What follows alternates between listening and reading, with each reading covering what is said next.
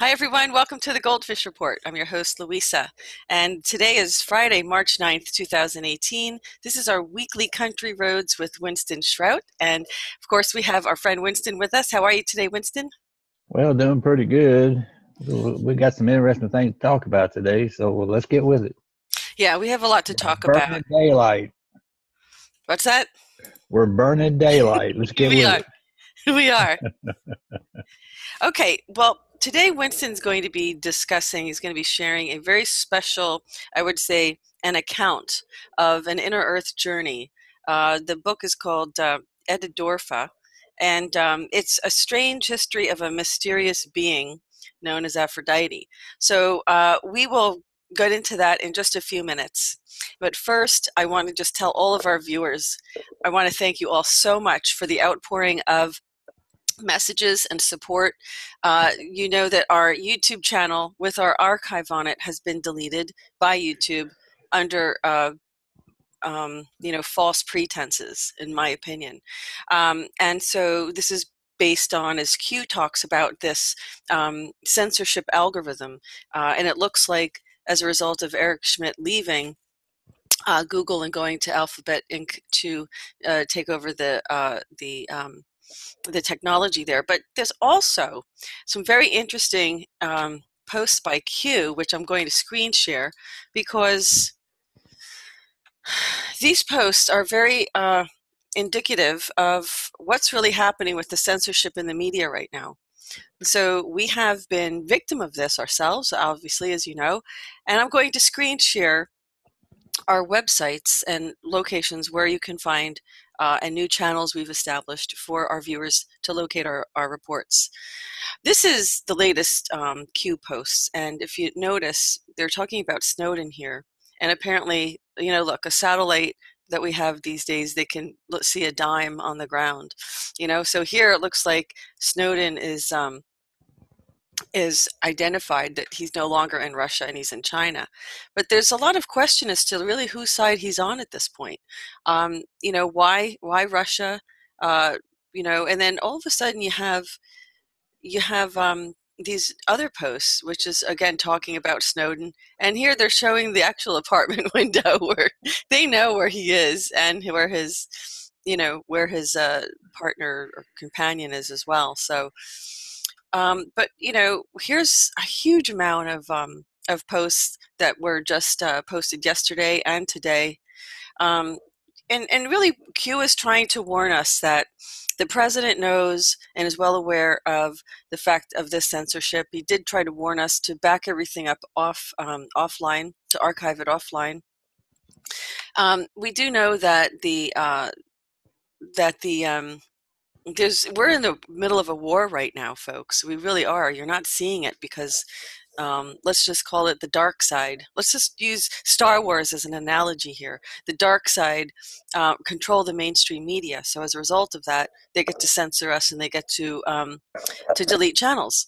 So it's going to be very hard. Now, it looks like that they're going to be starting some arrests pretty soon.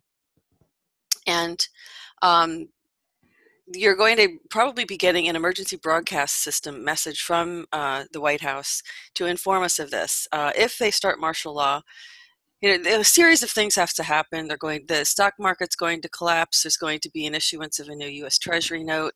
They're going to start the arrests, unsealing the over 13,000 sealed indictments. Supposed to start the arrests on March 11th, so in a couple of days.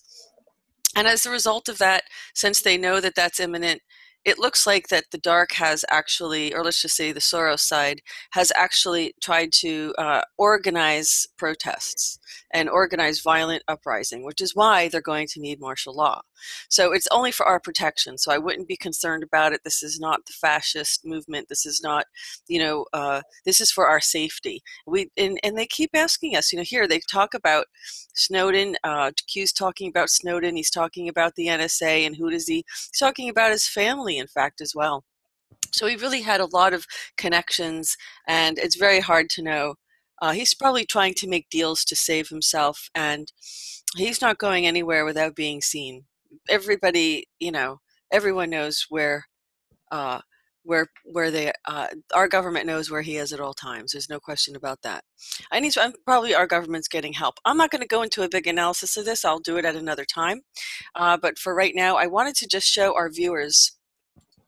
This is our website, which is updated. This website has not only our PayPal here for viewers who have sent me emails asking about where to donate. You can go to PayPal right here. The donate button is right here. And of course, you can also become a patron on our Patreon site, which is right here. Here's the link to the Patreon site. And if you click on that donate button, it goes right to PayPal. So here, we do have all of our channels listed. We have BitChute. We have a new channel on BitChute, and we also have a new GoldFish Report YouTube, which is new, so we don't have our archive on it. But you will find all of our new reports there as well. We also have the Canary Chronicles YouTube channel, and of course we have our GoldFish Report blog. We have our Canary Chronicles blog, and we also have our GoldFish Report Facebook news page, which we will be publishing all of our reports, obviously, on our Facebook page. We also have our Twitter account here, which you can see we publish our GoldFish reports on Twitter as well. So folks, you can follow us in so many different ways. There's so many ways you can find us. Our original channel, we lost over 12,000 subscribers. It's very sad, and I'm hoping that this channel will be restored. But for the time being, please spread this far and wide, because we need to band together, and we need to post this and circulate these videos far and wide. So I wanted to show everybody what this looks like. This is our Patreon page here. Okay, so this is what it looks like when you're linked to it, and of course this is what our BitChute channel looks like, and this is our recent videos that we've uploaded. So I think that's pretty clear. We also have, this is the brand new GoldFish Report YouTube channel. We have 369 subscribers, folks. I spent 3 years building this, and it would be so damaging to lose over 3 years and over 2 million views that we worked very, very hard to build. It's really, no one should have the right to destroy your business, without any recourse at all. That's why the president is trying to encourage people to sign the petition for the Internet Bill of Rights, because this will give us due process. This will give us a way to protect our artwork and of course our channels, which have archived information on it. And of course, lastly, we also have the GoldFish Report, a Canary Chronicles sister channel, which we only have, it's slow. It's going to take a little time for us to get our archive published, folks. It's going to take time. No one had, we have all of our archive, but we don't have them. It takes a long time to upload them all. And I don't have help. So, I have very little help. You have to physically be here in order to access my hard drives and my backup servers. So it is going to take me a long time to do this, but it will be done. So having said that, I wanted to just share that information and just let our viewers know that we're not going anywhere. Are we, Winston? Well, if we do, we'll tell everybody, we'll wave as we leave from the spaceship or whatever. I know, right? We don't know what's going to happen soon, but I'm so glad to see you, though, Winston, because I know you had some kind of intrusion in your life recently. Maybe you want to share that with our. I will share that, but first I want to make an impression on people about what might happen. Now, as has mentioned, they're trying to promote riots with people. And let me tell you an experience I had in 1972 when I was stationed at Quantico in the Marine Corps. And that was in 72. They had the DC riots. And as a consequence of that, when I was at Quantico, I was a part of the what would be called a riot squad. We had a platoon that was designated specifically to deal with riots. And in 72, it appeared that the DC police were losing control. In other words, they lost control of the civil disobedience and so forth. And so we were called up, and we were, gathered up, staged, and we were issued live ammunition and the helicopters were on the pad, and we were fixing to load up, and they would simply drop it. They probably would drop this on the White House lawn or something. But what I'm trying to explain is, people, is if the military has to get involved, the rules of engagement are entirely different than if you're dealing with local police authorities and so forth. So don't participate in any of that. My God Almighty, if the military gets into it, the rules of engagement are different. You're in a war. It's not civil disobedience, it's war. So, if some of those things start happening in your communities around you and stuff, if they call the military in, you better stay at home. You better stay at home because, like I say, luckily for us, I mean, the report came back that the D.C. police had gotten it back under control. Otherwise, they're fixed to send in Marines for riot control as the first strike, and then certainly the main responsibility would have been to the Army. But we at Quantico, we're on like 40 miles south of D.C. We could have been there in 15 minutes. But that's tragic. Yeah, I did have a bit of an incident here this last little while. About 2 weeks ago, I guess I was kind of, I don't know where I've been, but I had this, a lot of times at night, when the body's asleep, I'm fighting with a whole bunch of stuff going on. I mean, sit up in bed, and sometimes there actually be blood on my pillow and sheets. I don't know who the hell I'm fighting with all this time. But about 2 weeks ago or so, I was actually standing outside of my body looking at it as it was sleeping on the bed. And, I could see that some entity was attacking my heart, like it was trying to rip it out of my body or something. And so apparently I won that little battle and stuff. But I had an interesting experience. Monday, I have a massage therapist that comes by to work on me here at the home. And so as I was preparing, for that massage, I have a necklace I wear that has a crystal on it that I like, and I always fasten it on my neck in a certain manner every time. And so as I went to take this necklace off, I realized that, hey, something's wrong. I mean, it was put back on my neck backwards to how I always do it. And that really kind of threw me for a minute. I said, how could that be? Because I knew that I would not put it back on that way. And so as I was kind of pondering this, as I was getting my painful treatment, it suddenly dawned on me, I had been taken. I had been physically taken, and somebody had put that necklace back on me in a manner, and then I kind of reasoned that they wanted me to know they had done that. Now, in consequence of that, I didn't know who'd done it, but I was interested to find out because I figured it was a friendly taking of my physical body because I don't think the bad guys can do that to me. Really, I don't think they can.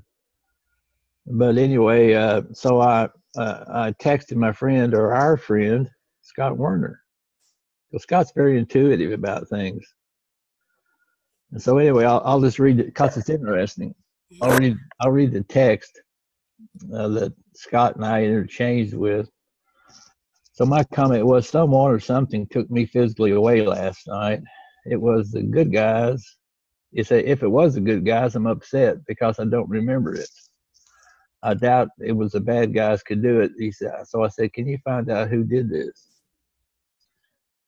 So Scott comes back and says, what I picked up is that you had a heart episode last night and the lion beings took you and resuscitated you and worked on your heart. Apparently I died. Anyway, the lion beings took you, resuscitated you, and worked on your heart because you have much important work to continue to do. I see a lot of beautiful energy around your heart. There was an anesthetic administered, and you woke up in your bed without memory because of the anesthetic. That's why I couldn't remember. I suppose they took me on the ship or something like that. I guess I don't know where they took me. Anyway, he says the lead lion people are definitely watching over you and protecting you. Yeah, you remember I told that funny story about that little gray guy and all that stuff. Right. That's a funny story. Anyway, the conversation goes on a little bit. So Scott says you're very fortunate to be here and very blessed. He says it was a very mystical experience, actually. Mm. And then I go over with him what had happened. I gave him who I thought Mm. was responsible for that attack on my heart, and I know who it is. Mm. And I've been dealing with these people for a long time now. So I think they were taking their last shot. Yeah. Uh, Mm. and anyway, uh, so anyway, just a little bit of an experience that I had that kind of a wake up call and so forth. But we do have protection, physically, spiritually. We have angels who surround us. Whether they be these lion beings, they're great big fellas. You know, 12 and 14 foot tall. You don't mess with them. I'll put it that way. So anyway, we have some good protection. I just want to report, that little incident, where they had actually intervened and taken physical control. So we can expect these things to happen more often. And as we start to move into some of these new paradigms and stuff, I should expect people can count on these kind of experiences. So when they happen, just go with it, feel good about it.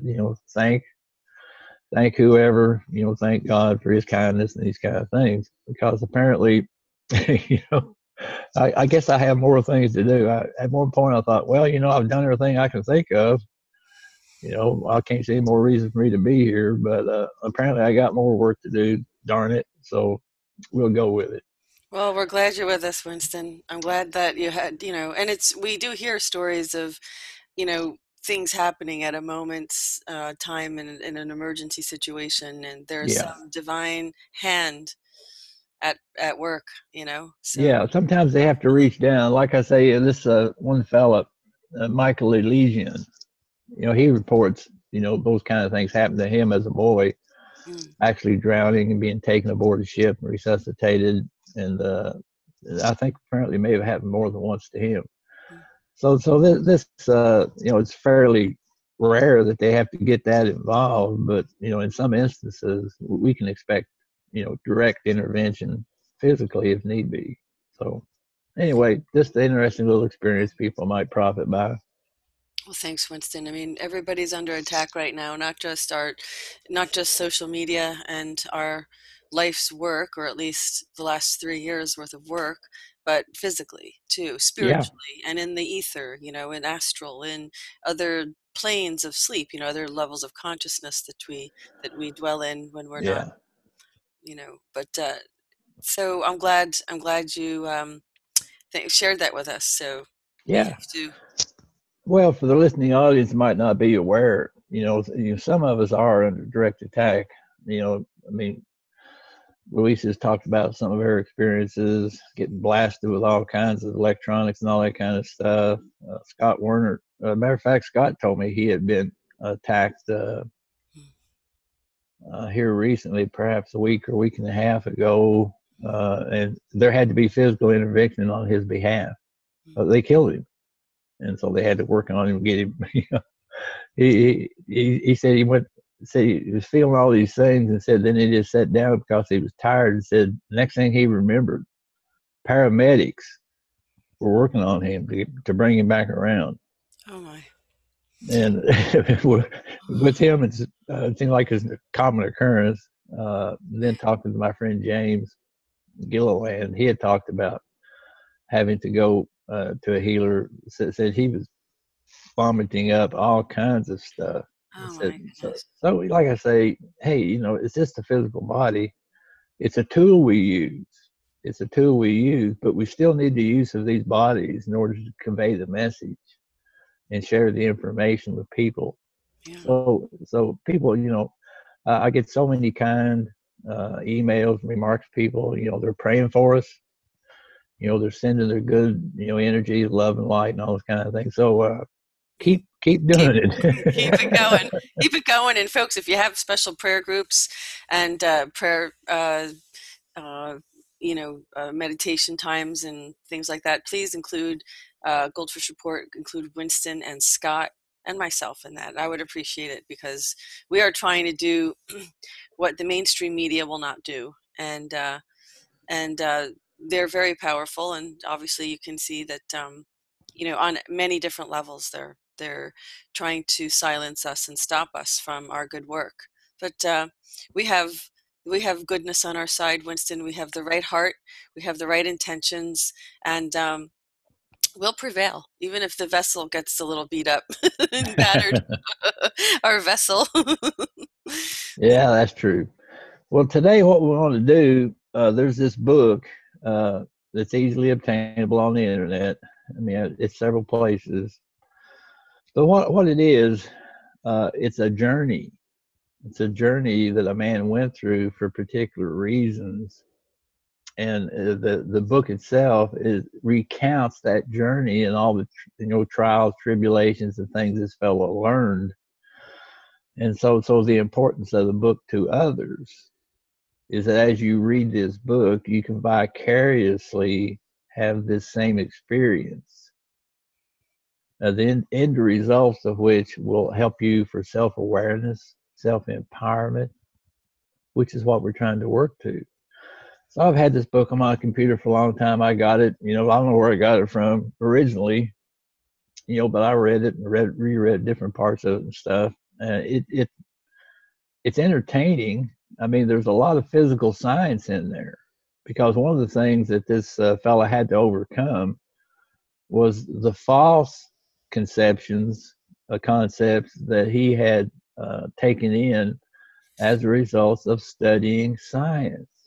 And so this one individual, really, I mean, there's some really interesting physics involved in this. And then, again, this book was, from the early to mid 1800s in Nature.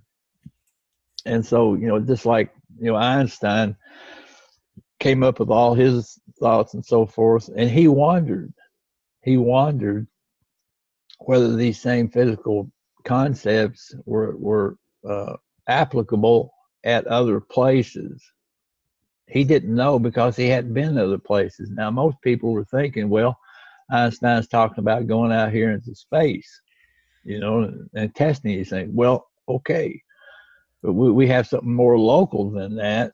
We have an individual who goes inside the inner earth and finds out that the physical science on the surface did not work there.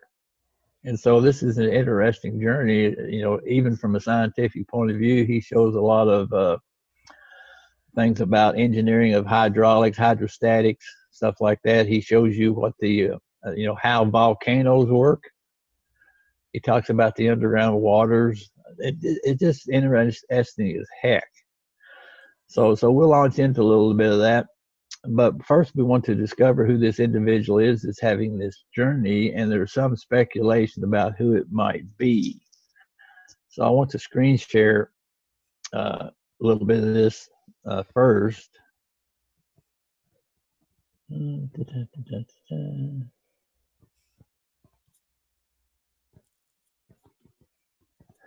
Yeah.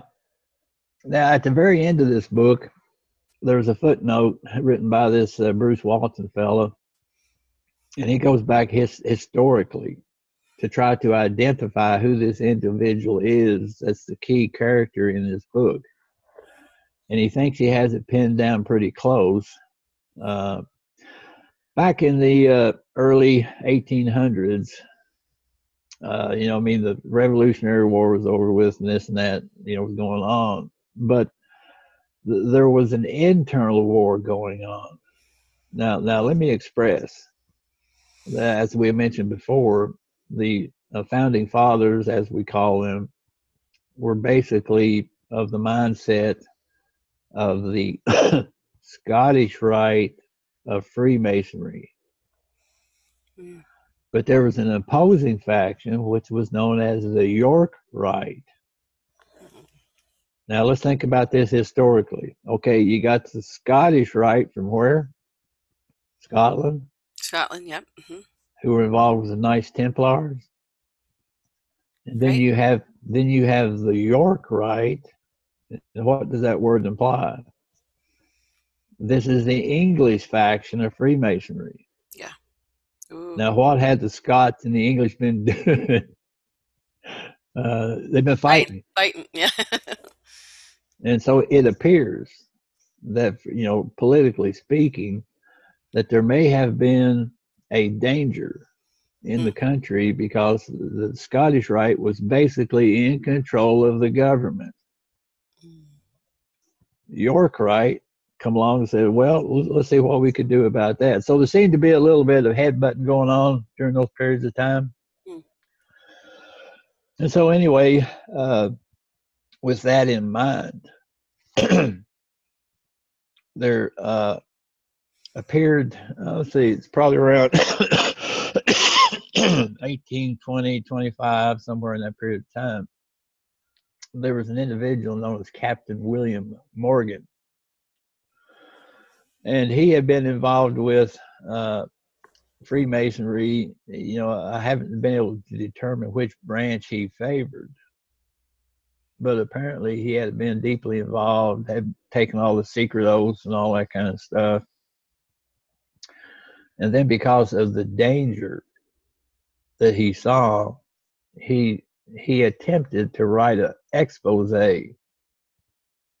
And he was going to reveal all the secrets and this, that, and the other so that the general public would become aware of the hidden hand behind the scene or behind the curtain. Now, because he betrayed his oaths in regards to Masonry, apparently he was kidnapped. And nobody saw or heard from him for a long time. They supposed him dead. One body did wash up, which they identified as being Captain Morgan. I mean, his body washed up in the river. And they thought it was Captain Morgan. Later on, it was proven that it was not Captain Morgan. But this plays into the story. So this fellow here, this Bruce Walton, is going over some of these incidences with Captain William Morgan, and he apparently believes that William Morgan himself is actually the main character in this book, that he did not die, but that he was taken through this experience.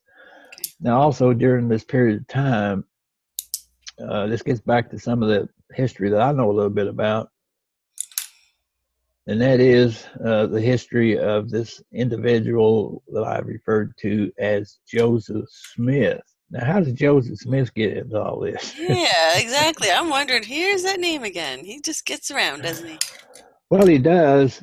He figures into United States history, but you never hear him spoken of. Because in 1844, actually, when he was assassinated, he was running for president. And he was getting a lot of support. And the Freemasons figured that if he didn't get elected that time, he would certainly get elected the next. So that's why they killed him, to make sure he didn't. Right. Because Joseph Smith himself was not a Freemason per se. So what happened when Joseph Smith actually created the church? As I had mentioned, Joseph Smith was a Rosicrucian. Remember when we had that discussion about with Sir Lawrence Gardner's book, where he goes over some of that history. Joseph Smith himself, as a young person, was a Rosicrucian, and that was his philosophy of theology, if you want to call it that, which was also the same philosophy that Saint Germain had taught in the lodges in Europe. during the 1700s. Okay. Yeah. Mm-hmm. So anyway, Joseph Smith, gets associated with the LDS Church, and they have completely recreated him Mm-hmm.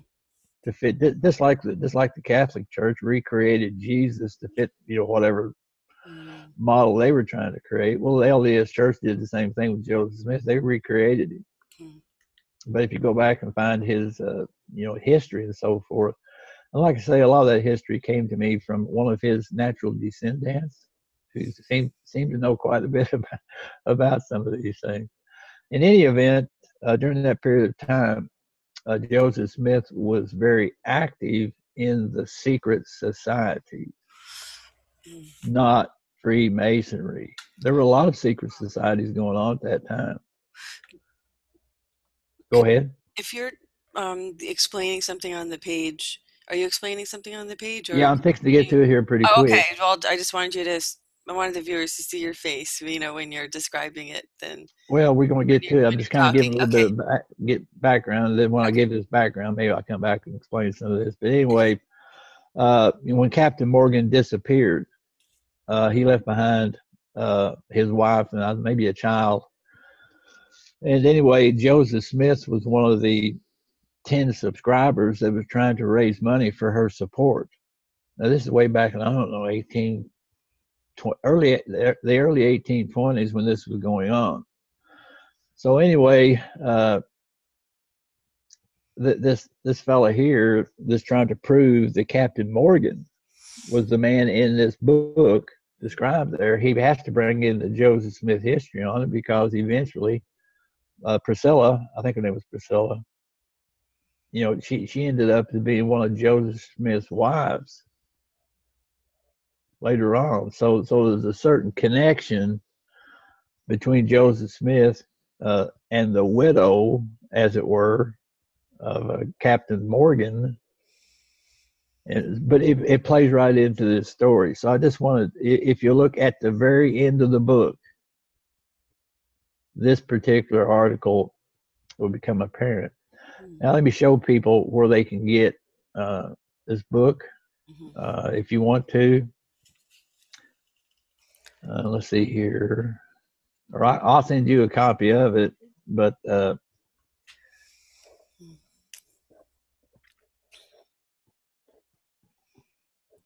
yeah, if you just look, go on to this. Oh, that's not it. Interesting. Yeah. Well, yeah. If you just go on to this, can you see that Etidorhpa. Biblioteca? Yeah, we can see the URL. Okay, yeah. If you just go to that URL, you whatever you call it, URL. put that in your browser. It'll take you to this site, and this is an easily accessible part, because if you just click on any of these, then it'll take you to that particular chapter. See? So that's a real easy way to download this book. And then, like I had mentioned, there down at the very end, additional information. This is where this Bruce Walton was giving what he thought to be the man in the book as being Captain Morgan. This is interesting history. I mean, I get just a big kick out of putting historical clues together, making something Sure. out of. Oh, you're good at it, Winston. We appreciate it.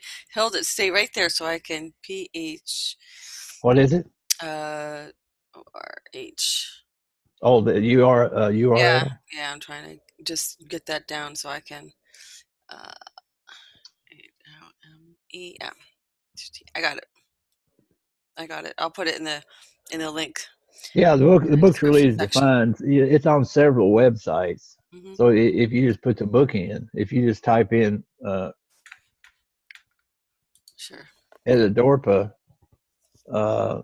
you can find several sites. This one right here is good because, like I say, you can just hit the particular chapter without having to scroll through, page after page to find a particular area that you're interested in. But you see some of the things that we're going to go over, because eventually this individual is led down into my home state of Kentucky. And, there's a place down there, it's supposedly one of the seven wonders of the world. That's called Mammoth Caves. And there's huge, huge underground caverns. You can take tours. I remember as a small kid, my parents took us, on to Mammoth Cave, and we took, I don't know, maybe a 2 or 3 mile tour, which is pretty short. And they had an underground, dining room and everything down there for tourists that came through. But there's certain areas you didn't wander off into because they might take you someplace. Mm-hmm. And so apparently this individual in this book, he was taken to one such place. And so, but anyway, we'll get on with it now because as I mentioned, this fella who we think was Captain Morgan was singled out for this experience, for whatever his pre-appointed destiny was on this planet.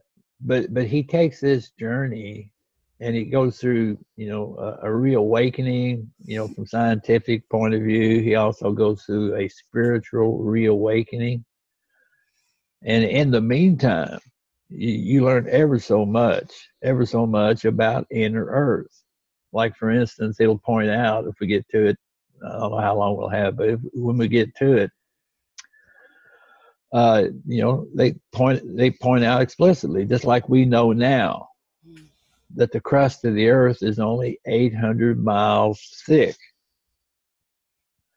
and what's called the center of gravity is 700 miles from the outer surface, which would make it 100 miles from the inner surface.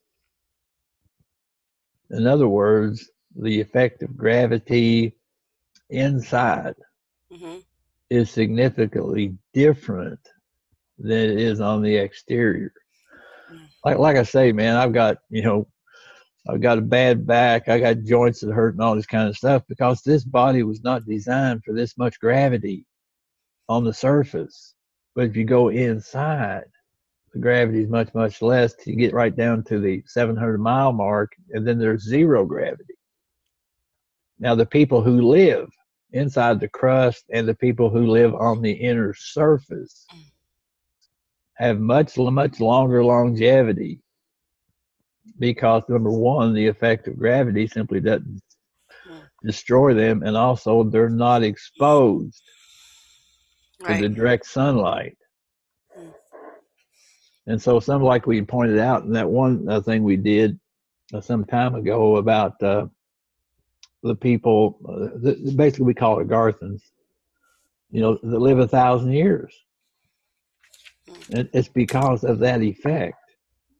Now, could the typical body that we're in here on the surface live to be 1,000 years old? Yes, but not on the surface. That's my point. Not on the surface. And so the reason why we just live to be 70 or 75 years old or whatever is because we're on the surface, which gives rise to certain theories about the antediluvian, or the people way back when. For instance, we got Methuselah, lived to be 900 many years old. Adam lived to be, I think, 960 or 70 years old. And so all those people lived to be almost 1,000 years old. What does that indicate? Right. That those events happened inside the planet, not on the surface. And so, when we start talking about Noah's flood, my theory is that started inside, and the ark actually floated to the exterior through the northern opening, and the boat eventually rested upon Mount Ararat, where archaeologists have found it today. But it didn't start on the surface. And so once you start to understand some of these things and you start to consider them in connection with the things that are written, for instance, in Genesis about all these things that happened, it might help you to form a little bit different opinion of creation and Genesis and all these kinds of things. So this is a very, very interesting book in respect to physics and some other things, because as part of his education, shall we say, this individual that took this journey had to rethink the physical science that was being taught on the surface. And I mean, that was part of his how shall I say, awakening. Mm-hmm. And then once it could be proven to him that the physical science on the surface was not necessarily correct, then he could start to be worked on as far as his spiritual concepts. But first in this journey, as you'll see how it evolves. First off, they had to, divest him of his scientific knowledge that was being taught and proposed on the surface during those times. Now, wouldn't it be fun if we could gather up all the scientists we have now on the surface and take them inside, and let them spend a few years in there divesting themselves of the felonious and incorrect concepts of physical science, that they're trying to work with today. Now, wouldn't that be a wonderful thing? We could make ever so much more progress if that would happen. If it was allowed to happen. Well, yeah. Well, We're getting there. We're getting there. It could be. It could be. But this is a very interesting book, even from that perspective. So anyway, what I've done, like I've done in some of these other books I've presented, I've gone through this book and picked out, a few pages, a few things, that might demonstrate what's going on here. So that's what I'll do, is I'll go ahead and screen share this particular book. Well, there's also the theory that the sun is cold fusion, and that the whole idea that the sun, that you go up for her, but it's the high, yeah, I know. But I know, but it's like the higher you go in altitude, the colder it is. You'd think if it was warm, if the sun was really, uh, other than cold fusion, if it was regular fusion, it would be, we'd get warmer, not colder going, ascending in altitude. So. Well, again, if you'll get back to Joseph Smith, he explained all that. It's in the book. It's in the book that he translated from some of the scrolls that was found in the mummy that was actually Pharaoh Necho II, and he was able to translate that papyri, which is known popularly as the Pearl of Great Price. And he in that book he explains what we call solar accretion. And that is the energy of the sun is actually falling into it in the form of hydrogen. So the sun ain't gonna burn out. I mean, it's not a finite mass that's burning. That's simply not true. And so anyway, I mean, Joseph Smith knew that way back in the 1800s, for crying out loud. But again, like I say, our physical sciences have been developed to retard knowledge. Repeat, our physical sciences as taught in the schools, universities, and so forth have been put in place to retard knowledge. Mm-hmm. And that's the same thing this fellow here is going to experience, because just based on hydraulics of water moving through the earth and all those kind of things, I mean, he came away with a completely different point of view. So that was the first thing that had to happen with him. Now, on our life's journey, as we start to become empowered and all those kind of things, we'll have those same experiences, and we already have. The particular field that I work in is in commerce. And how many times, as we've had these country road reports, have you rolled your eyes back in your head and said, "Oh, really? I didn't know that. I didn't almost see it every report."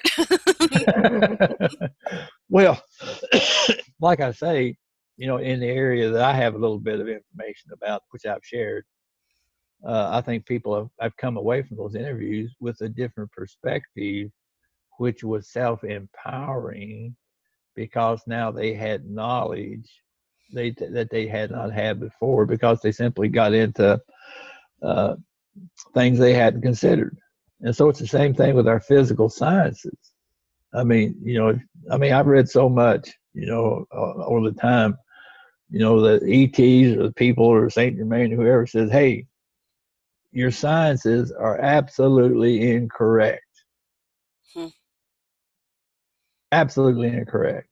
And that's why you're being limited is what you can do and where you can go. So anyway, so this journey that this Captain, I'll just call him Captain Morgan. So this journey this Captain Morgan takes has that same procedure in it. And that was, first off, he had to be convinced that his science was incorrect. His physical science was incorrect. And then once he got to that conclusion, then there were certain other tests and trials and stuff that he went through, experiences he had in the inner earth that boosted his spiritual perception. So it's an interesting journey. And so as people take this book and read through it, you can experience that same kind of change, or I'm trying to think what the right word is. But anyway, as you read through Captain Morgan's experience, Epiphany. epiphany, that's to be a good word. You can experience these same things. And if you don't believe it, he has diagrams and everything, about some of this hydrostatic or hydraulics of water in the earth and how it moves and stuff. Like, you can do the experiments yourself. So he shows how to do some of these experiments and stuff. So anyway, let's get on with it. Like I say,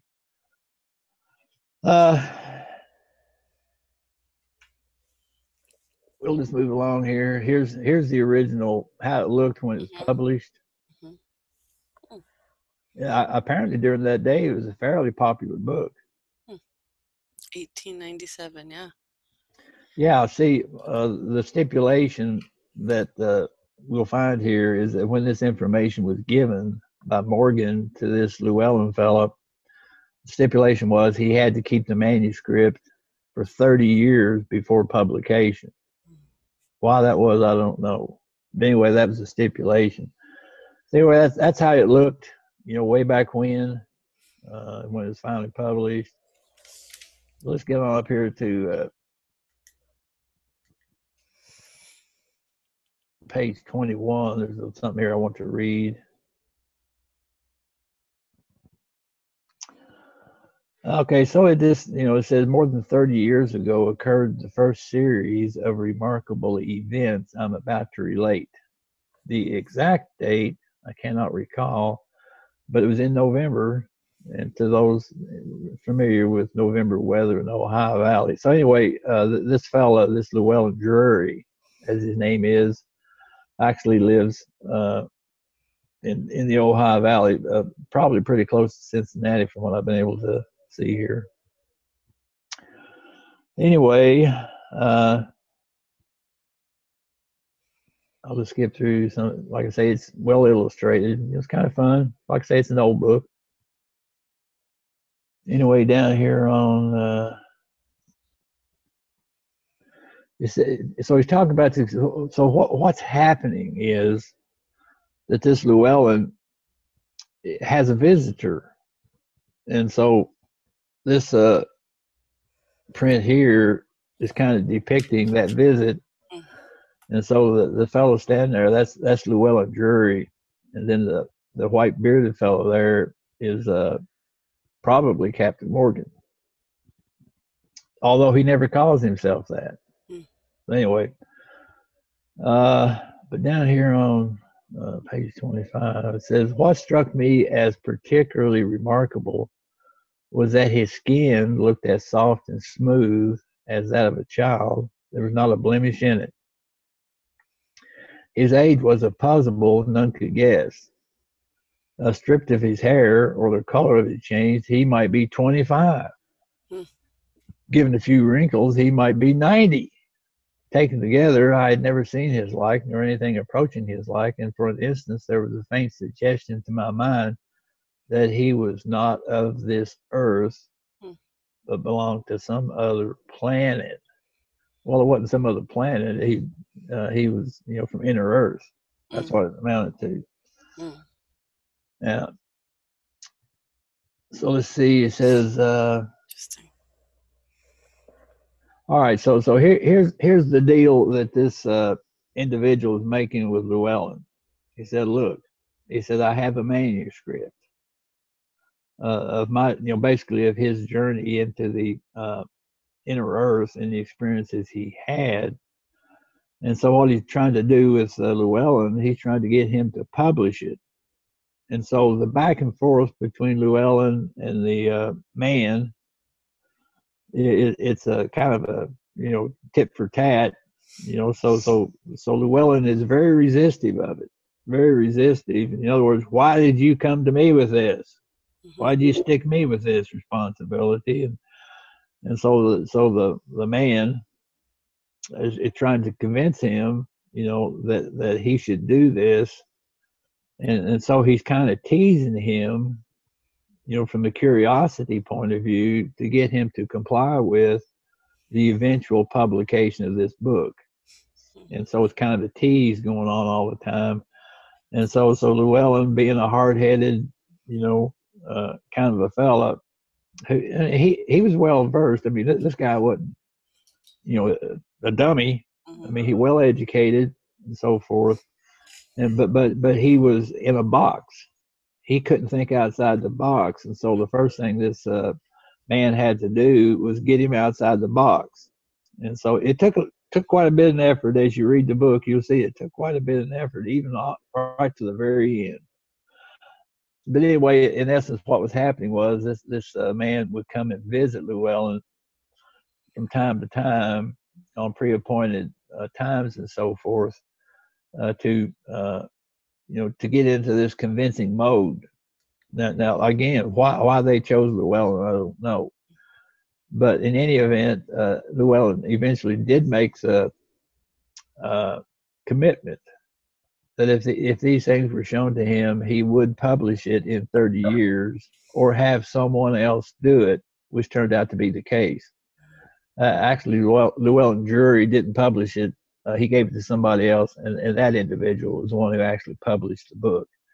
But anyway, a lot of this first part of this book is tit for tat, going back and forth, where the man had to challenge Llewellyn, to get his, to, I mean, cognitive dissonance, man, this has got to be the Yeah. biggest case of cognitive Yeah. dissonance that you ever see. Especially then. Yeah, yeah, yeah. And then let's see, I'm 26. Anyway, finally, he gets him into a commitment to where Llewellyn finally says, okay, yeah, I'll conform to the conditions that you're proposing, if you'll move forward. So the teaser was that this man was going to read from a manuscript that he had made as in regards to his journey. And so that was the teaser. And so as we go along here, as this man revisits Llewellyn from time to time under very mysterious circumstances, I mean, he just all of a sudden appears in the room, or the door will open of its own free will and he'll walk in. All kinds of little, nuances of things go on here, which shows you that, that the experience is not your normal way to do things, Exactly. which was an amazement to Llewellyn, but it added to the mystery, which also added to the intrigue, which caused Llewellyn to finally make the commitment. Let's see. Let me look here. So, it talks about the first visit and the second visit. Maybe I'll look down here. It reminds me of, how the stories that Billy Meyer had too, Yeah. where he had these unusual type, encounters and things, and sometimes they would, not often, but sometimes they would kind of show up Yeah. like right there. So it definitely is not of the surface earth anyway. Yeah. let's see, on page 41. Okay. Now, this is the second visit that this man is making.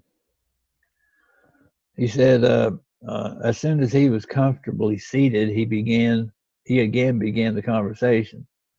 Now that we have settled the preliminaries, I will ask if you remember what I required of you a year ago. So between the first and second visits, there's a full year.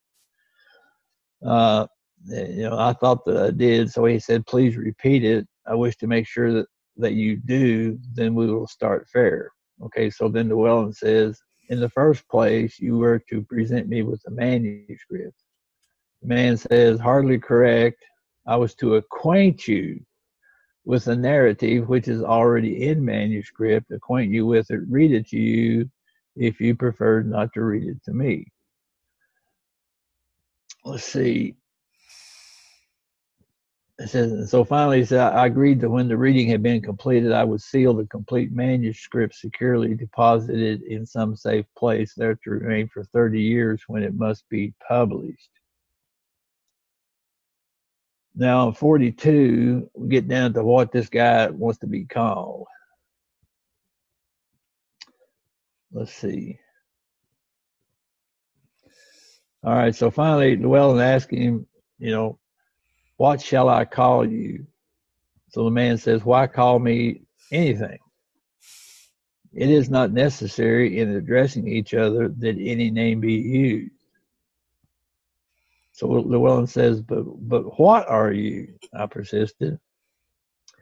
A pained expression for an instant rested upon his face, and he said sadly, pausing between the words, I am the man who did it.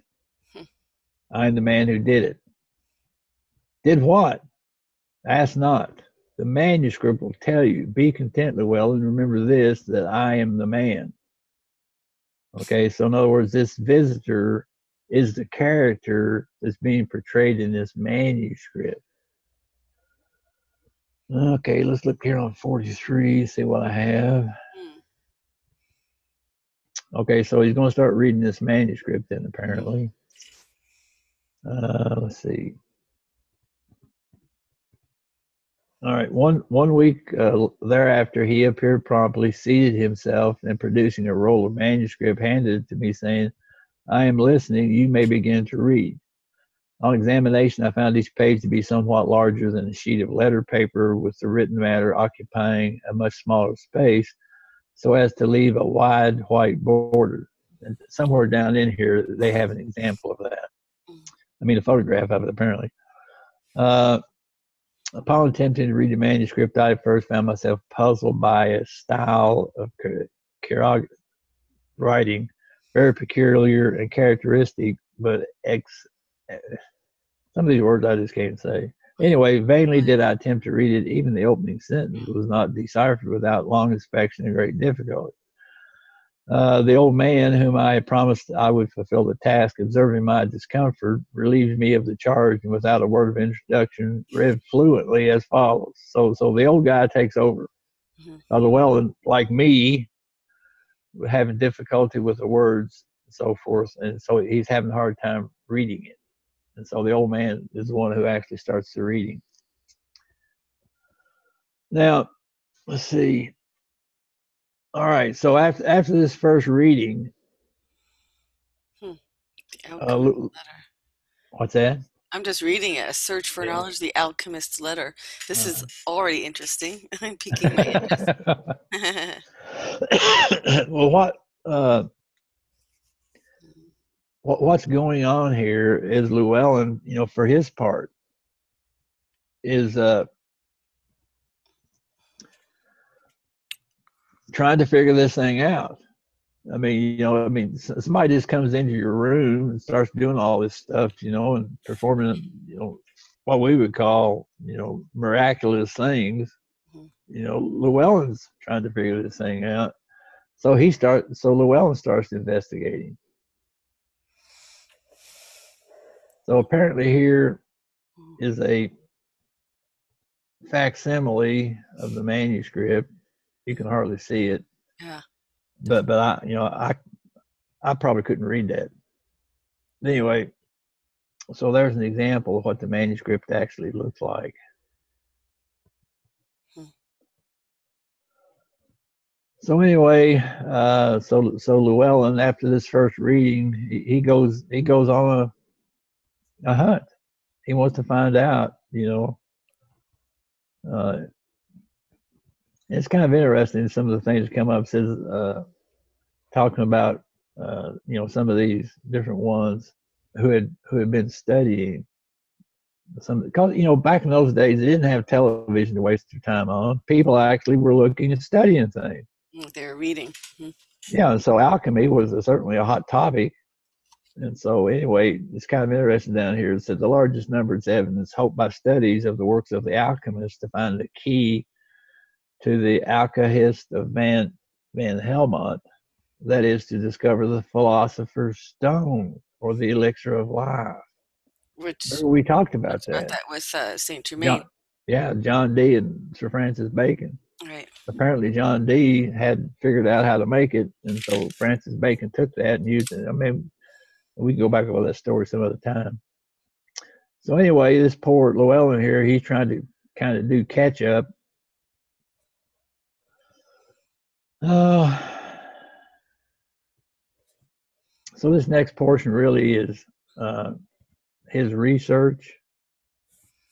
He would go to some of the great minds that were available at that time. He would interview professors, and there's one particular professor Vaughn in here that kind of an interesting fellow.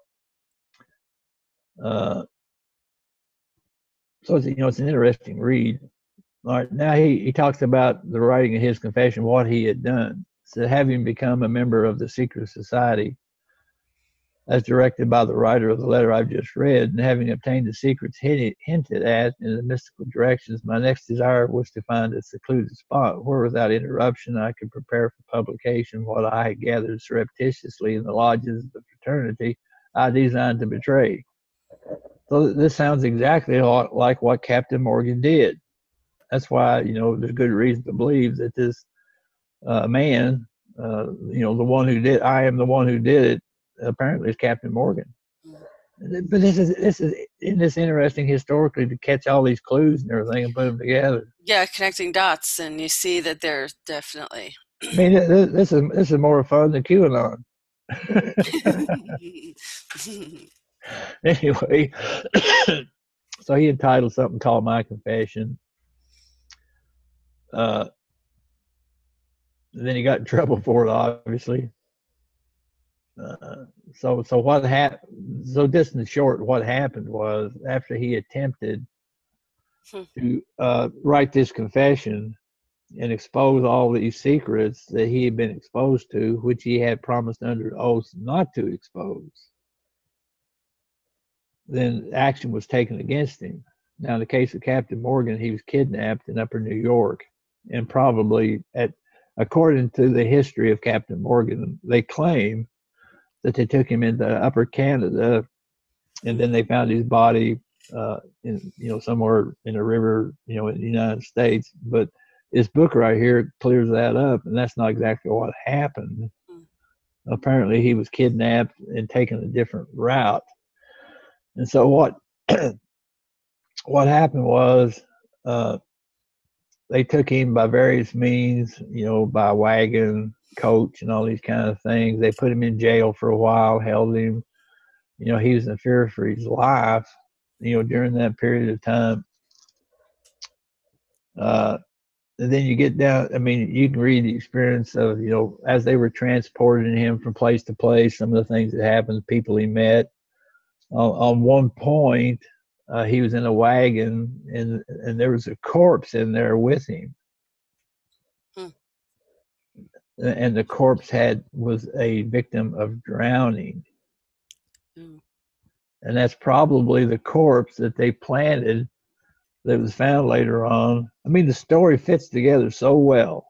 It's just unbelievable. So anyway, so you can call this your QAnon post. Anyway, he goes through the things that happened to him. They took him, on a journey and so forth. And you get down to, let's see. So here's the story of his journey and everything, or what happened to him, people he met. And they kept him in this log cabin for a while. Hmm. Then we get down to, let's see, page 63. Let's see. Anyway, we get down to page 63.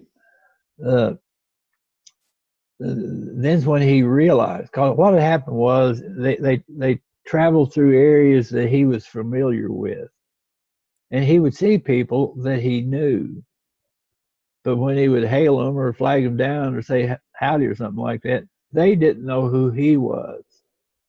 And then when he got a chance to look at himself in the mirror or something like that, he realized his appearance had changed.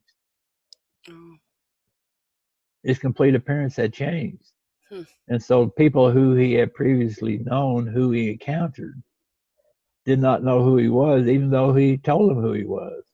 Hmm.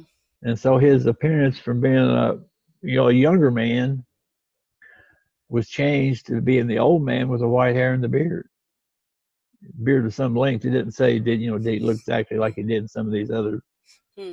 pictures and stuff of him. But That's interesting. yeah, but so his appearance changed. And so you remember the physical description they were given of him in the first, Llewellyn said, well, his skin is smooth and not a blemish on it. He said he could be 25 or he could be 90. 90, right. He couldn't figure it out. Hmm. So anyway, this fella changed his appearance. Okay, so Interesting. If that's we pretty, could only do that, but it must have been the elixir of life. Something happened. He knew alchemy. He did something. He could do something something. happened. Yeah. Yeah, let's just get down to Where page. is this going? Yeah, we'll just have to go through some of this stuff pretty fast. Like I say, I think the book has on this printing, it has something like 314 pages, and we can't get through all that today. But I want to highlight some of the things. Anyway, here starting on page 68, it talks about his journey that they're going to go into here. So let's see, on page 70, I have something noted that might be of interest. Let's see. I've been ordained.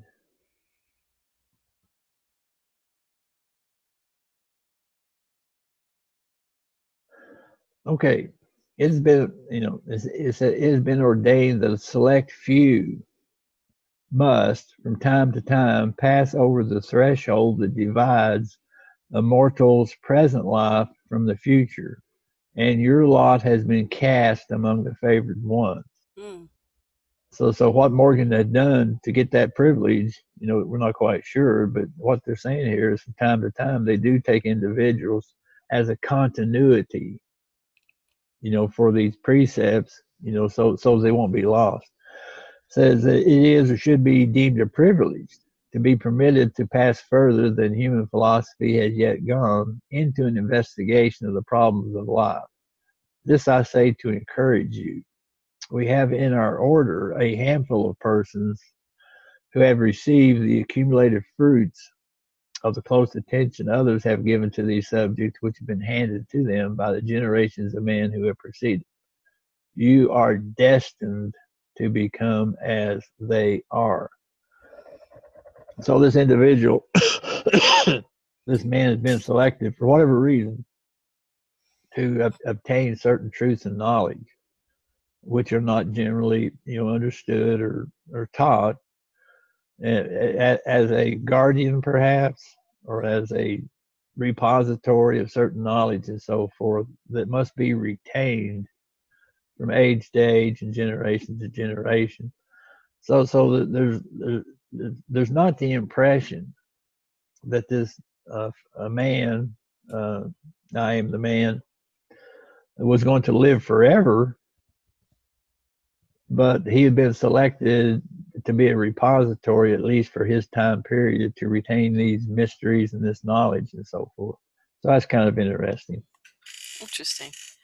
Yeah, yeah. Maybe if I grow a white beard, my Yeah. white hair, maybe they'll take me on that journey. You never know. Oh, I doubt it. I'm not here for that. Okay, so anyway, they're going this. So this one individual, a mortal man, as it appeared, is his final uh, guide, if you want to use that. So eventually they wander on down into. Hmm. And it talks about some of the different things that happened. It's an interesting commentary. Let's see. Uh, Yeah, when we get down, it said we leisurely traversed state after state, crossed rivers, mountains, and seemingly anyway through forests. The ultimate object of our travels, a location in Kentucky, I afterward learned, led my companion to guide me by a roundabout course to, through Wheeling, Virginia. Now remember, this is pre-Civil War. This is happening. So Wheeling is still a part of Virginia. West Virginia wasn't broken off until the Civil War. Anyway, through Wheeling, Virginia, by the usual mountain, blah, blah, blah, up to, down the Mississippi. Anyway, they end up in Kentucky at the area that you can find it on the map. It's in Western Kentucky, the Mammoth Cave area. That's where they ended up at. Now, they didn't call it that during those days. Anyway, let's see here. All right. So they're finally arriving. Here's got a map here, the approximate area. They talk about the Cumberland River and all that. Yep. So you can go and do that kind of research. Let's see here.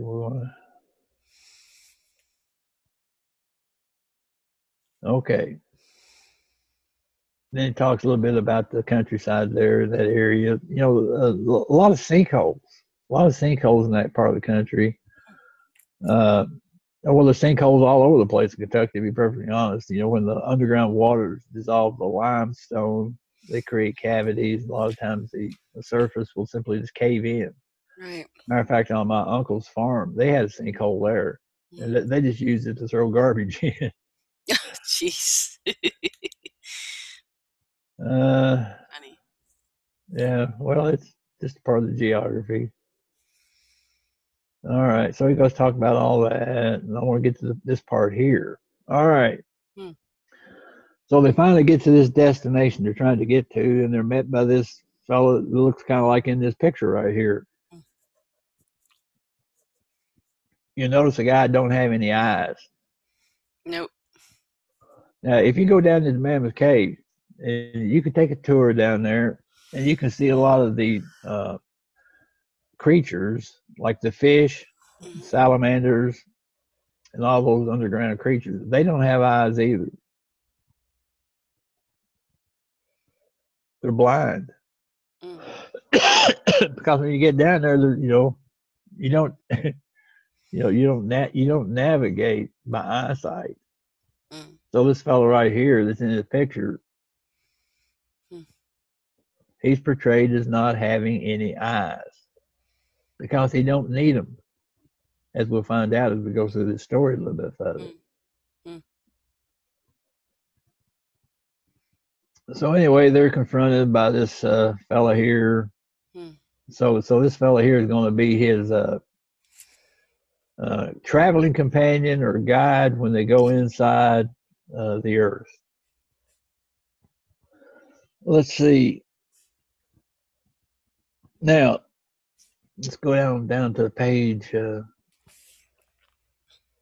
82.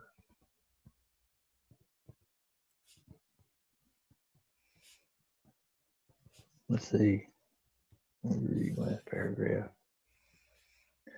All right, so talking to this man, the man, I am the man, says you have played your part well. You have led your unresisting victim to the sacrifice. But if I'm compelled to plunge into this black grave, shall you go with me?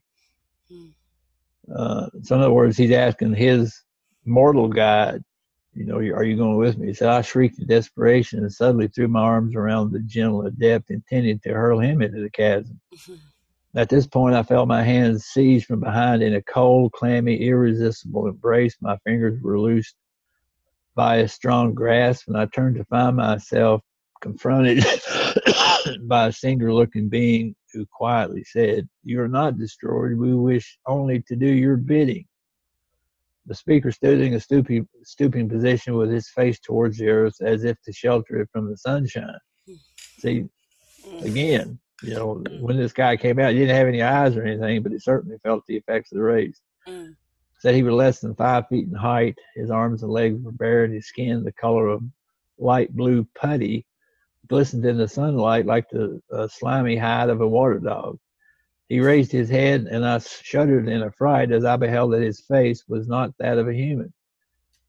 His forehead extended in an unbroken plane from crown to cheekbone, and the chubby tip of an abortive nose, without nostrils, formed a short projection near the center of the lower ridge. Anyway, he's describing what this guy looked like. Yeah. So that's what this picture here is trying to show. Artist perception of what he's describing here. Sure. Yeah. Let's see. All right. Let's go to page 8 because it's interesting things happen here. Let's see, on page 88. All right, so they start going down. They start going down into this cavern, led by this blind guy. And as they move along, certain changes happen. Now, first off, you say, well, it's taking him down into a cave. How's he going to see anything? Well, when you go underground in the earth, and it explains this a little bit later on, in this book, it explains this to a certain extent. But when you go down into the earth, you can see perfectly well because, again, the internal light, see, when the energy comes from the sun, it penetrates deep, deep into the earth. Now, like I say, I did talk to this one fellow who went down into a cave in Brazil, and so he took all these, equipment. He had his backpack, and these ropes, and these lanterns, and water and all this kind of stuff. So he was fixing to go into this cave that he knew about. And before he went in, a tall native man in Brazil accosted him and said, well, he said, you're not going to need all those lights and all that stuff. He said, when you get down there, just take a couple of rocks and just strike them together. He said, everything will light up. And he found that to be the case. And so when he went into this cave, he just, struck a couple of rocks together. He probably could have just scuffed his boot, on the ground or something. But anyway, he struck a couple of rocks together. He said everything was illuminated. And I did talk to another native up in, who's from up on the Uinta reservation up there. And he said, same thing. He said that he had taken I think he says like 3 days on horseback through some cavern, through some tunnel. And he said, yeah, he said it was completely lit up. He said didn't need any kind of lights or anything like that. He said it's perfectly illuminated.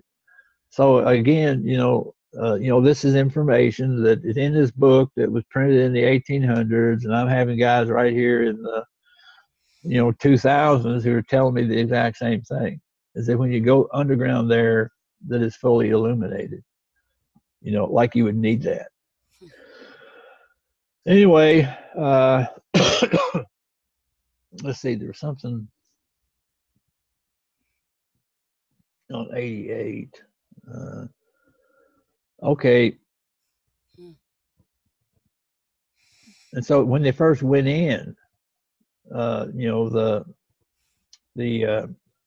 blind guy, I'll just call him blind guy.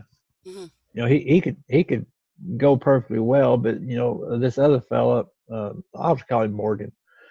Morgan had to adapt to it little by little, and so they were starting to take a rest.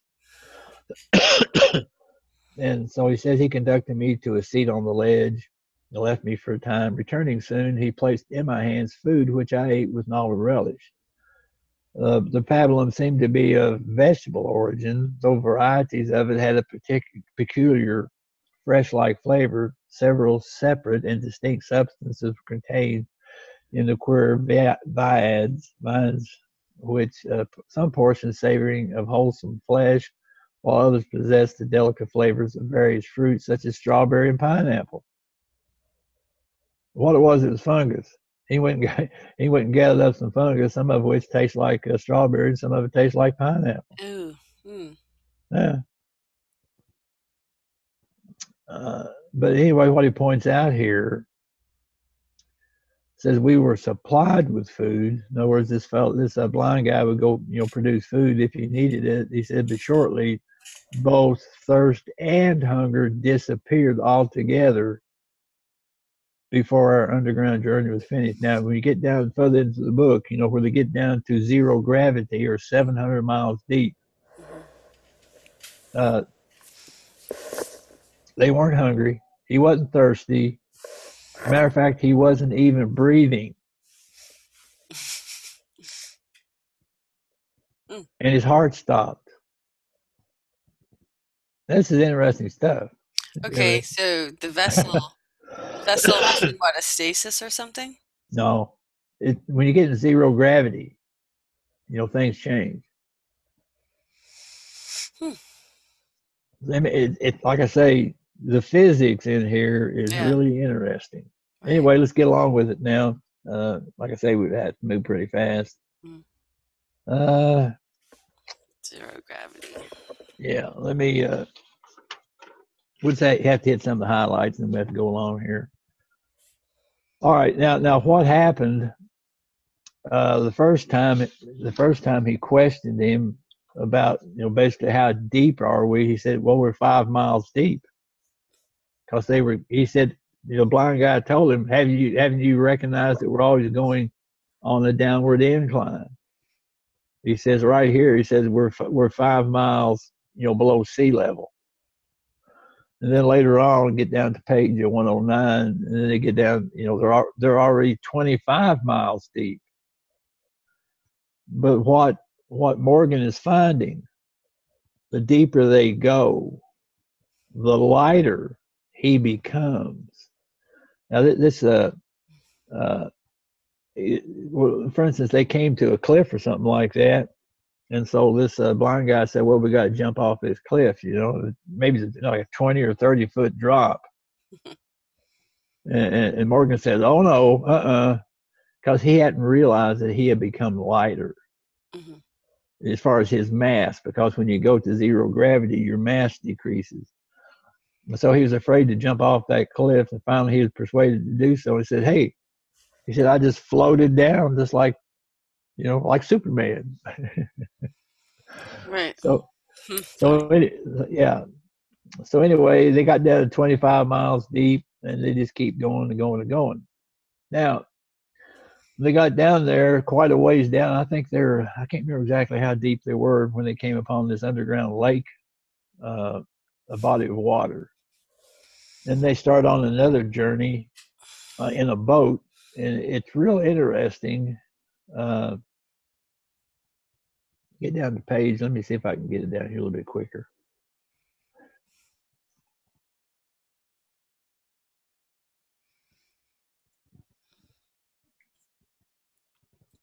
I tried to put this in the context of scuba diving too, because there's, definitely a change in gravity when you're underwater, which I'm familiar with as a scuba diver, but I'm trying to relate this. Yeah. All right. Now, in this section right here, this blind guy explains perpetual energy. Oh, okay. He says energy is always flowing. And because what had happened, they gotten in a boat on this lake, and they were traveling along for 5 hours on this lake, and Morgan says they were going 900 miles an hour. Jeez. Without any kind of boat or sail. I mean, any kind of motor or sail or anything. So he tried to question the blind guy to find out how that could be. So he starts to explain about the flow of energy, and he related it to like propellers or fan blades on the fan. Of course, they didn't have airplanes back then, so he couldn't talk about propellers. But what he was talking about was the pitch of the blades on a fan, how much resistance they create to cause the motion. So basically, what he's explaining here is free energy or perpetual motion, because energy is always flowing. It's always flowing. And you don't see, you don't realize that until you interrupt the flow of energy and redirect it. For instance, I mean, it's quite simple. I mean, if you'll take a couple of copper stakes and drive them deeply into the ground and attach this copper wire in between them, I mean, the Earth's energy is flowing all the time. And if you interrupt it, for instance, if you put a light bulb on the copper wire between there, it'll light up because you're interrupting the flow. So we don't see the flow of energy until we interrupt it. And that's how these free energy devices that are being developed, that's what they're doing to produce the electricity. They're interrupting the flow of the natural energies that constantly flow through the planet. Ah, I got it. Yeah, I think Al Bielek was trying to discuss some of that when he talked about the physical form of the. And I think this other fellow, what's his name? The guy was talking about the toroids and all that kind of stuff. Gamble. Foster Gamble, but Nassim Harriman is a physicist. Yeah. I saw that video they produced where they showed the toroids and how the energy is constantly always flowing. And so to use that energy, you just have to interrupt it and use it, and then it keeps going. So what this blind guy was trying to explain to him was the very same things that Harriman is explaining in this video. Mm-hmm. That is, you simply interrupt the flow of the energy, and then you use it. That's how all this what's called free energy devices, that's how they all work. I mean, if somebody in 1700 underground in the earth can figure this out, what seems to be our problem? But anyway, these are correct principles. These are things that actually work. So anyway, in this book out of the 1800s here, they're talking about free energy and how to utilize it. So it's kind of interesting, some of the physics stuff you run into when you look at this. And at this point, it appears, he says, they're about 150 miles deep. Wow. And then along about here somewhere, he interrupts the reading. And so anyway, we're getting back into the interchange between I am the man who did it and this Llewellyn,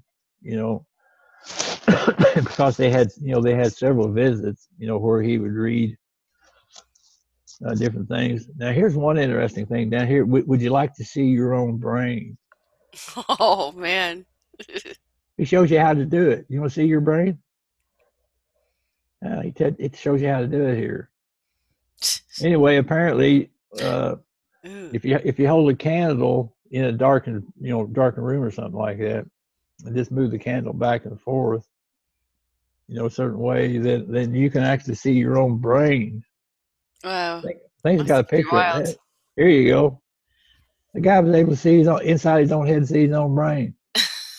I told you this is a fun book. But you can do the experiment if you want to. I don't particularly care to see my brain. It'd probably be more rocks than anything else.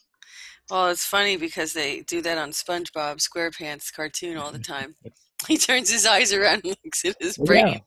What happens is apparently when you focus your eyes on this candle moving back and forth, apparently, I don't know what the anatomy because here, you see your own brain if you want to see it. If you want to see it. Huh? If you want to see it. I'm not sure what you're going to find out about it, but. Yeah. Now, I guess down into page 168 here.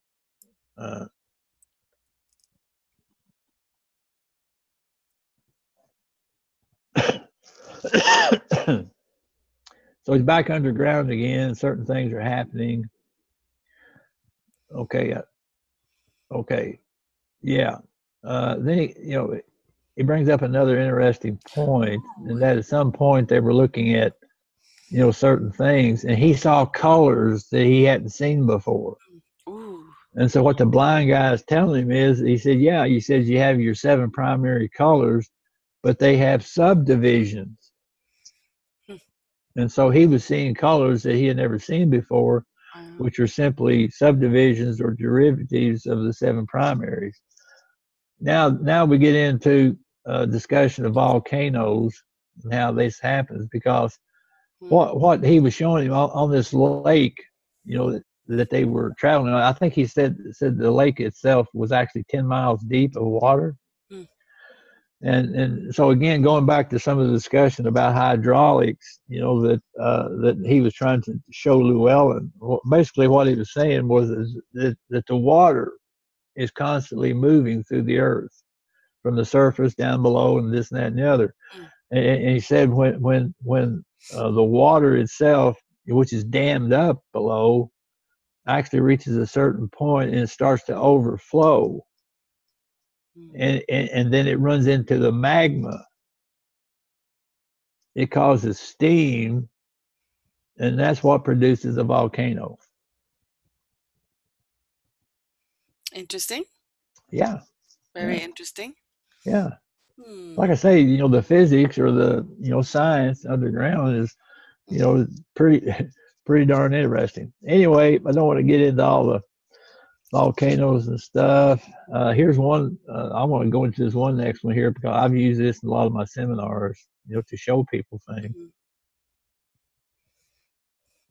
And it's basically this. Let me describe it to you. So what he's trying to teach him, what the blind guy is trying to teach in this particular example here, is that matter is simply retarded motion. Now, I found that out. I was visiting with one of James Gilliland's friends, the fellow that produces that Langenberg water. And he was showing me through his equipment, stuff like that. He just happened to point to a little device sitting in the corner. It wasn't very big, maybe 18 inches high. It had several stainless steel tubes and different things on it. He just pointed to it, just offhand. He said, "Oh yeah," he said, "by the way," he said, "I can produce oxygen in space." I said, "You can." I said, "How do you slow down energy to make oxygen?" And he looked at me and said, "It would be too dangerous for you to know that." And that's all he would say. So I just left it. But he had a device where he could actually slow down the energy and form it into oxygen atoms and molecules in space if it was needed. So I know it can be done. Now, but I knew that to a certain extent, having read this book years ago, and that was, he gives the example. So for instance, if you take a pane of glass, like in the window, and you stand back away from it and you shoot it with a gun, what will happen to the glass? It'll shatter. Yeah. But what if you speed up the bullet to the speed of light and you shoot it at the glass? What will happen to the glass? Nothing. Because at the speed of light, it'll pass right through the window with no effect. So again, getting with Einstein's, E equals mc squared, conversion of energy to matter or matter to energy. Now we're starting to talk about, we're wanting to raise our vibrations. Now, if you raise your vibrations sufficiently, could you walk through a wall? Yeah. That's how they did it. That's how we can do it. So like I say, we have all these things happen. And like I say, when them lions came to my rescue the other time, for crying out loud, them guys are, like 12 or 14 foot tall. They had no problem coming right into my bedroom and picking me up because their vibration is different. Right. Now, how they got me out of that room, I don't know. But they did. But they did, and they brought me back, put me right back in bed. Now, so again, when we start to talk about what we are trying to accomplish, with raising our frequencies, raising our vibrations. You know, we have that 24 strand affirmation that Saint Germain gave, you know, that Scott Hmm. gave to us. Yes. And a lot of people have reported, you know, very, very good results with that. They're raising their vibrational frequencies. Now, if you can raise your vibrational frequencies up to what we would call a fifth dimensional frequency or density, could we walk through a pane of glass without it shattering? Well, Yeah. is in in fifth dimension you can? Well, yeah. Mm. I don't know what the corresponding speed of frequency hertz, what the hertz is for that. Yeah, I don't either. But what I'm saying is, as we start to talk about ascension, Hmm. what that means is you're raising your vibrational frequency to comply with a higher dimension. Or some of the ETs like to call it density, vibrational density. We call it dimension, they call it density. Hmm. And so if you can change your vibrational frequencies of whatever molecules you're comprised of, could you walk through a wall? And the answer is yeah. See, if you go back and again, going back to Al Bielik's story about the uh, things that happened with the Philadelphia experiment, after that was over with, Hmm. several of the sailors who uh, survived it were all gathered up at a bar one night, someplace there in the area, and that something happened. And I mean, some of them got in a fight or something like that, like sailors typically do. Hmm. And they called the police, and all of these guys just walked through the wall, left, and never seen again. How could they do that?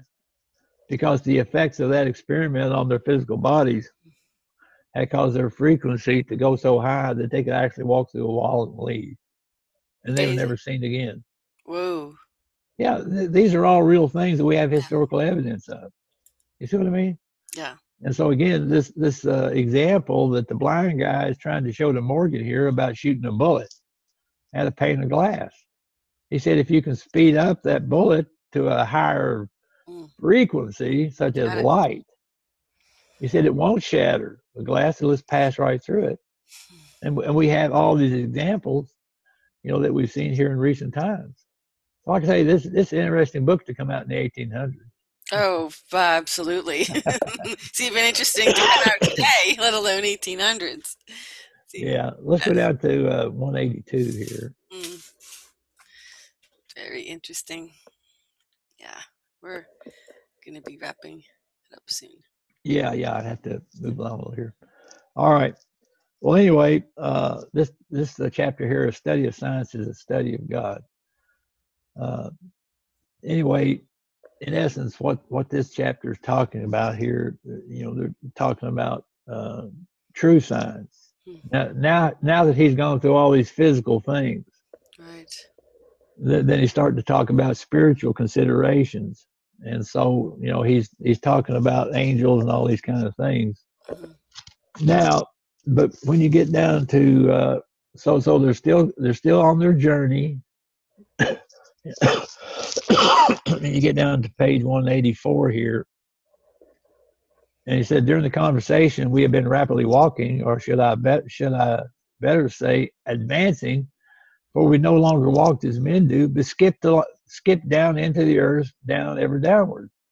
There were long periods of silence in which I was engaged in meditating over the problems, blah blah blah. But anyway, what he didn't realize was, which was brought to his attention by this blind guy, he said, "Are you breathing?" Mm. He realized he wasn't breathing. And he said, is your heart beating? He realized his heart wasn't beating, but yet he was still alive. See, the closer they got to the 700-mile barrier, which is called the center of gravity, Hmm. he experienced all these changes, you know, which caused him a little bit of distress when he finally figured out, hey, I'm not breathing. I must be dead. The guy said, well, you're not dead, obviously. He said, you're still walking and talking, aren't you? So in other words, you know, things had changed dramatically. They could just skip along the ground, Hmm. you know, just, you know, take one step in your, you know, 20 yards and take another step. If you want to jump, you can jump a mile, I guess. I don't know. Huh. but their physicality had changed the closer they got to the center of gravity, and I think that's the point the guy was trying to make. Now, having gone through all this physicality and stuff, now he takes him into the spiritual side of things. So he gets down here. Let's see. Interesting.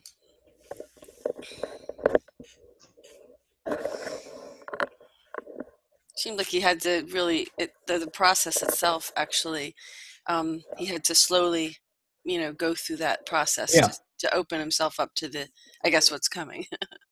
Yeah, during this period of time, he runs into some other problems. He runs into this question about the drunkards. Mm-hmm. And there's examples given, some of the ones that had a few problems, shall we say. And he was basically he was talking about the effects, of being a drunkard as an example. Now, it gets into a further temptation. So, wine and women. So now he gets tested with the female thing, all right, Mm-hmm. as part of his test and trial. And so he runs into her. Now she is not the test or temptation. This, in fact, is Etidorhpa. She was actually a female by that name, or Aphrodite spelled backwards. So my name is Etidorhpa. In me you behold a spirit that elevates man and subdues the most violent passions in history. So so far back in the dim ages as to be known now as legendary mythology, I have ruled and blessed the world. Can you cut it for a minute so I can cough? Mm-hmm. Yeah. All right, just had to cough there for a minute. All right, so this is an interesting read. What this lady is telling him, because again, darn it, like Dad's trying to get in. Mm-hmm. Anyway, she is portraying the divine feminine. Read what she has to say. This is an example of what we today are calling the divine feminine. And there's a lot of good words here. So anyway, I won't take a whole lot of time with that. Then we get into, I'll go along here quickly so we have a little bit more time.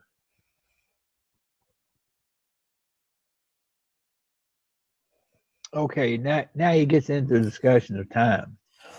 He makes some, very interesting points about that, things we've learned. It says man's conception of eternity is that of infinite duration, continuous, without beginning or end.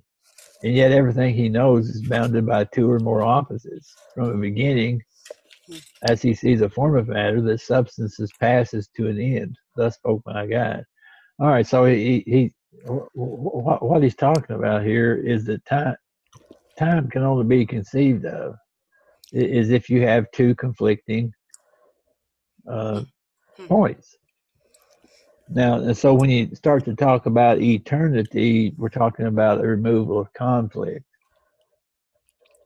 And so if you can remove conflict, you can go into a timeless, or what, like we like to use the word eternal existence. And so remove the conflict. Isn't that what we're trying to do here on the planet? We're trying to remove the conflict that's being caused by some of these, negative influences. So there's quite an interesting discussion here about time. Then let's see.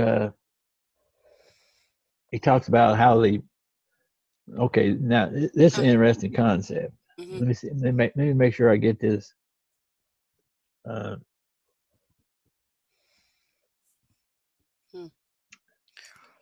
Because he talks about a spiritual earth as the pattern. And then he gets into another, the man who is, the man who did, is talking to Llewellyn. Mm-hmm. and given him another physical description of the Earth. He said, if you can conceive of the original Earth, or what we would call Gaia, which is a spiritual concept, different from the Earth itself, the physicality of it. So this fellow's trying to tell the well, and he said, imagine a a soap bubble.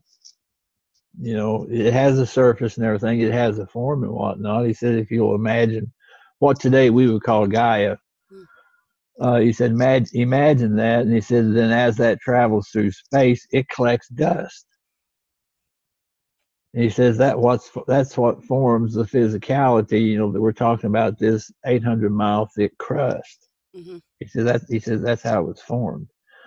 But it goes on to point out that the physicality without the spiritual has no life. Now we know the earth is alive. We know that. And so the physicality that we're experiencing in the at the vibration that we're presently vibrating at, that is here for our knowledge, is here for our experience and so forth. Mm-hmm. But as we start to vibrate at higher and higher frequencies, and can extract ourselves from the physicality, then we go into the spiritual earth. Not that it's not real or substantial, but it's simply elements that vibrate at a higher frequency. And so again, this experience that this Captain Morgan is having inside the earth was simply there to teach him the principle. That if you rely only on the physicality, then you're going to run into a few problems. Anyway, that's a really interesting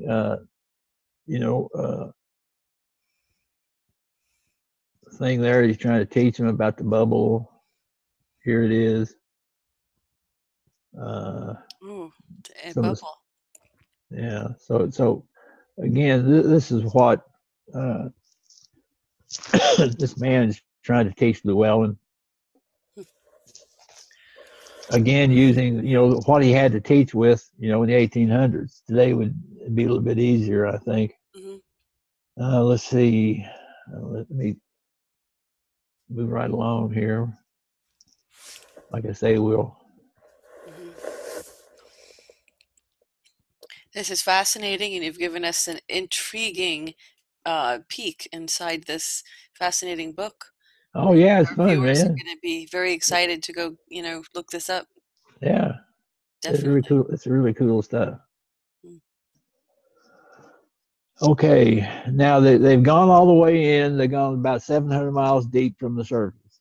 It says at another time, anyways, comments, it said, we have reached the inner circle. Hmm. The inner circle is what he's calling, 700 miles deep from the surface, or this, what we call the center of gravity. So we have reached the inner circle, the sphere of rest, the line of gravity, and now our bodies have no weight. At this point, we begin to move with decreased speed. We will soon come to a quiescent condition, a state of rest, and then start back on our rebound. So once they've reached this point here, then they're going to head back out. Mm-hmm. It doesn't appear that they ever broke into the hollow earth. It doesn't, on this journey. It doesn't appear that they do that.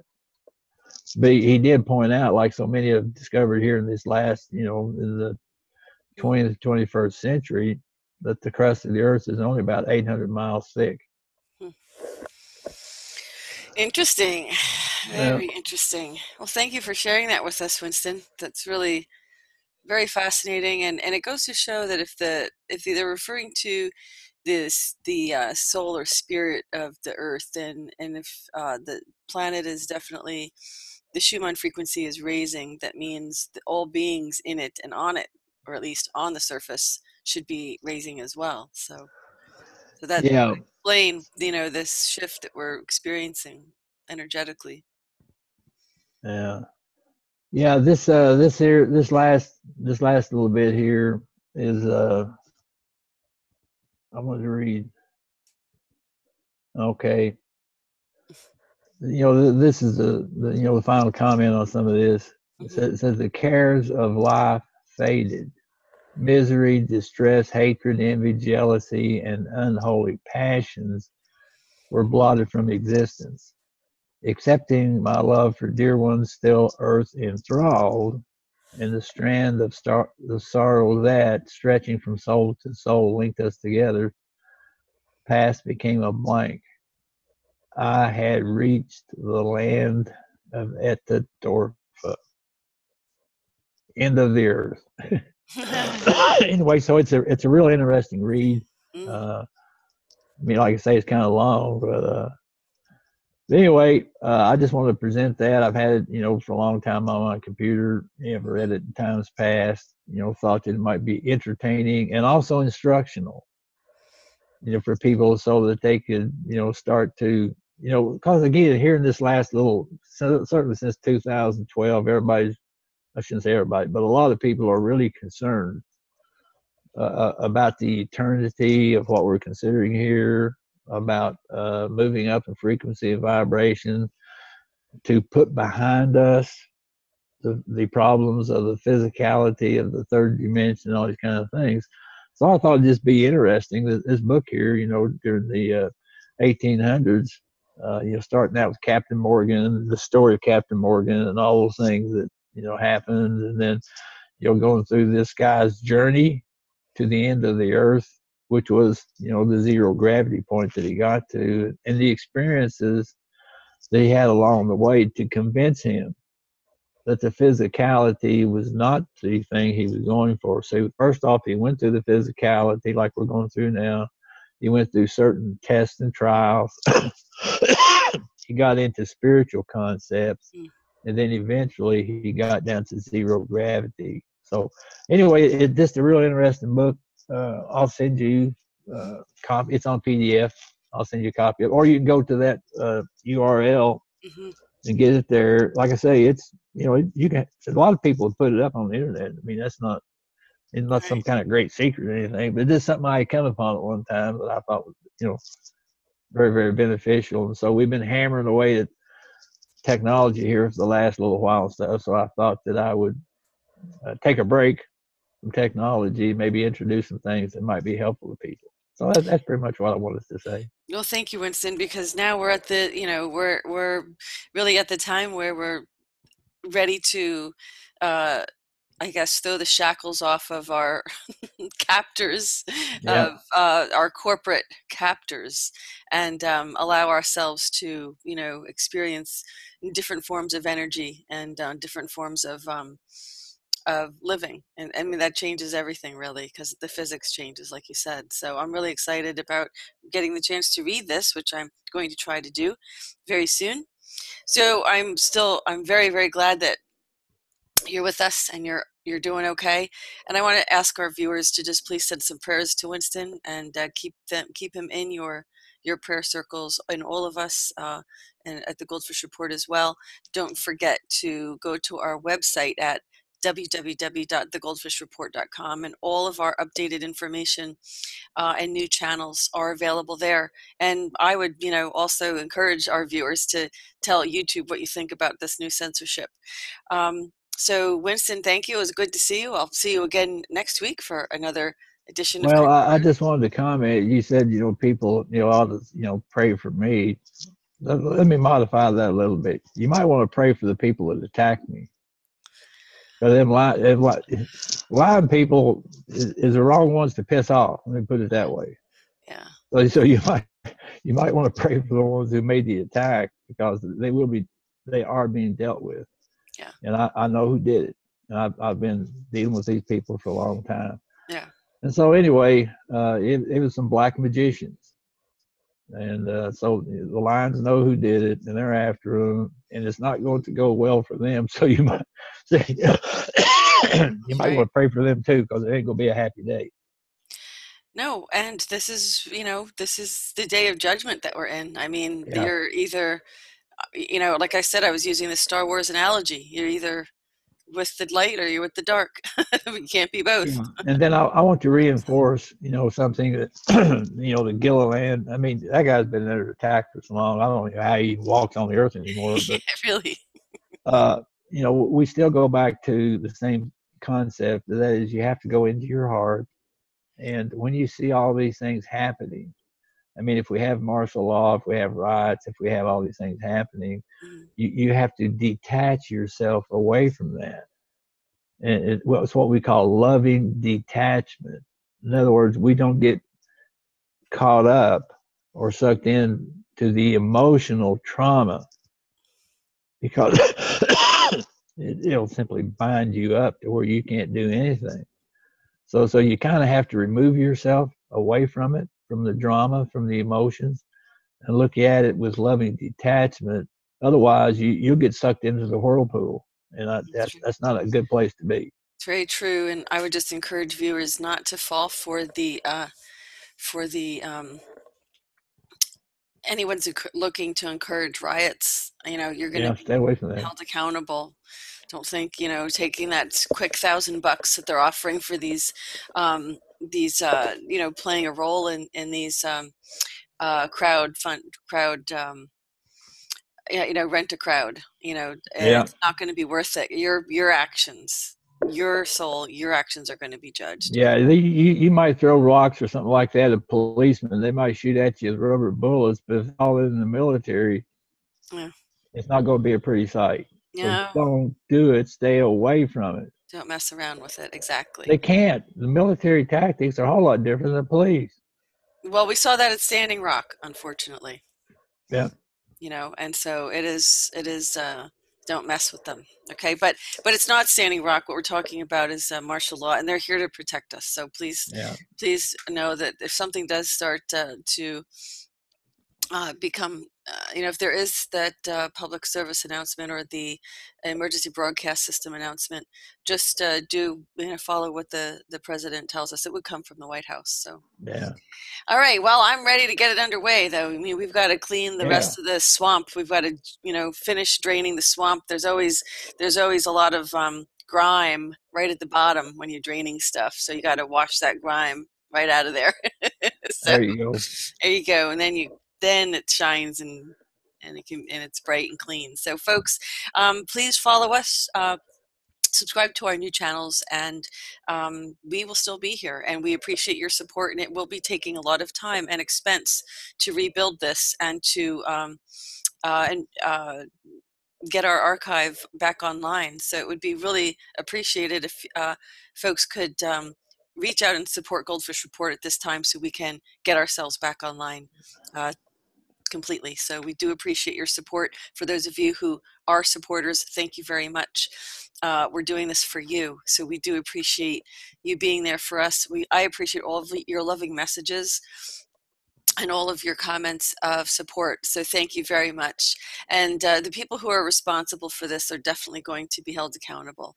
It's only a matter of time. Yeah, So you have to flush them out before you know who to shoot. that's right. They're going. They're going. So Yeah, we'll see you next week for another episode of Country Roads, and we hope our viewers have a great weekend. We will also be back sometime next week for a POTUS report, but I don't think it's going to be on Monday. And at that time, I will introduce new interviews that we have up and coming, and I don't want to say quite yet, but I will let everyone know on Monday what these new lineup of interviews we're going to have, who they're going to be with. And I can assure you, you will be very happy. And that's it. So please follow us.